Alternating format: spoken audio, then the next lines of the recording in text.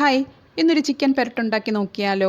അതിനായി 3 സവാള ചെറുതായി അരിഞ്ഞത്, ഒരു പച്ചമുളക്, ഇഞ്ചിയും വെളുത്തുള്ളിയും ചതച്ചത്, 2 പഴുത്ത ടൊമാറ്റോ. ആദ്യം ചിക്കനിൽ കുറച്ച് ഉപ്പിട്ട് 1/2 ടീസ്പൂൺ മഞ്ഞൾപ്പൊടി,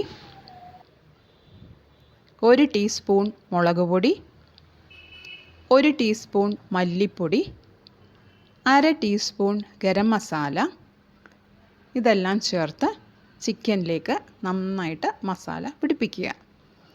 അപ്പോൾ ഉപ്പും മസാലയും നന്നായിട്ട് ചിക്കനിൽ പിടിക്കാനായിട്ട് ഒരു 10-15 മിനിറ്റ് വരെ മിക്സ് ചെയ്തിട്ട് മാറ്റി വയ്ക്കുക. അപ്പോഴേക്കും ചിക്കനിലേക്ക് മസാലയും ഉപ്പും ഒക്കെ നന്നായിട്ട് പിടിച്ചിട്ടുണ്ടാവും.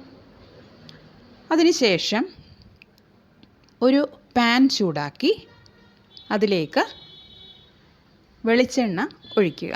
2 ടേബിൾ സ്പൂൺ വെളിച്ചെണ്ണ ഒഴിക്കുക. വെളിച്ചെണ്ണ നന്നായി ചൂടായി വരുമ്പോഴേക്ക് അതിലേക്ക് 1 ടീസ്പൂൺ പെരുംജീരകം ഇടുക.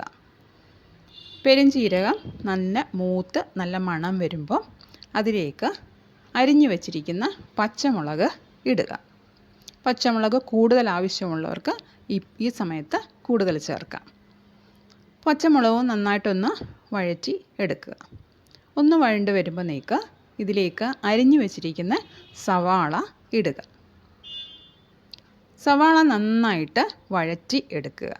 സവാള ബ്രൗൺ നിറമാകുന്നത് വരെ ഒന്നും നിൽക്കേണ്ട ആവശ്യമില്ല.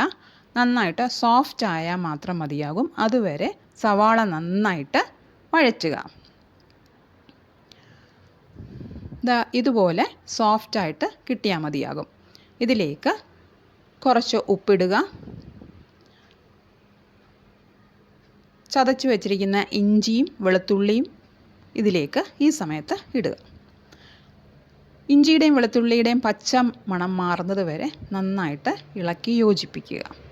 ഇതിന് ശേഷം നമുക്ക് മസാലകൾ ചേർക്കാം. അതിനായി 1 ടേബിൾ സ്പൂൺ പച്ചമുളക്, 1 ടീസ്പൂൺ മല്ലിപ്പൊടി, കുറച്ച് ഗരം മസാല, ഇതെല്ലാം നന്നായിട്ട് ചേർത്ത് പിടിപ്പിക്കുക. നമ്മൾ നേരത്തെ തന്നെ ചിക്കനിൽ മസാലകൾ ചേർത്തിട്ടുണ്ട്. അപ്പോൾ ഇത് നന്നായിട്ട് ഉള്ളിയിലും നന്നായിട്ട് മസാല ചേർത്ത് പിടിപ്പിക്കുക.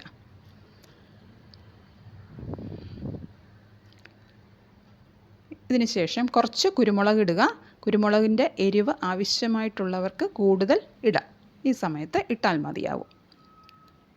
നല്ലതായിട്ട് വഴണ്ട് വന്നതിന് ശേഷം ഇതിലേക്ക് അരിഞ്ഞു വെച്ചിരിക്കുന്ന ടൊമാറ്റോ ഇടുക.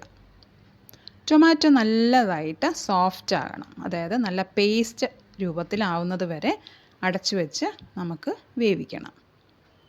അപ്പം എല്ലാ മസാലയും നന്നായിട്ട് പിടിക്കും. അത് നല്ല സോഫ്റ്റായിട്ട് കിട്ടും. ഇതിലേക്ക് നമുക്ക് മസാല ഇട്ട് പുരട്ടി വെച്ചിരിക്കുന്ന ചിക്കൻ ഇടുക. ചിക്കൻ നന്നായിട്ട് അടച്ചു വെച്ച് വേവിക്കുക. 10 മിനിറ്റ് കഴിയുമ്പോൾ തന്നെ അതിൽ നിന്നുള്ള ചിക്കനിൽ നിന്നുള്ള വെള്ളമൊക്കെ ഊറി, പ്രത്യേകം വെള്ളം വേറെ ചേർക്കേണ്ട ആവശ്യമില്ല. അതിനുശേഷം 10 മിനിറ്റിന് ശേഷം 1 കപ്പ് ചൂടുവെള്ളം ഇതിലേക്ക് ഒഴിക്കുക. ഇത്രയും വെള്ളം മാത്രം മതിയാകും ചിക്കൻ പെരട്ടുണ്ടാക്കാൻ. അതിൽ കുറച്ച് കറിവേപ്പിലയും ഇട്ട് നന്നായിട്ട് അടച്ചു വെച്ച് തിളപ്പിക്കുക.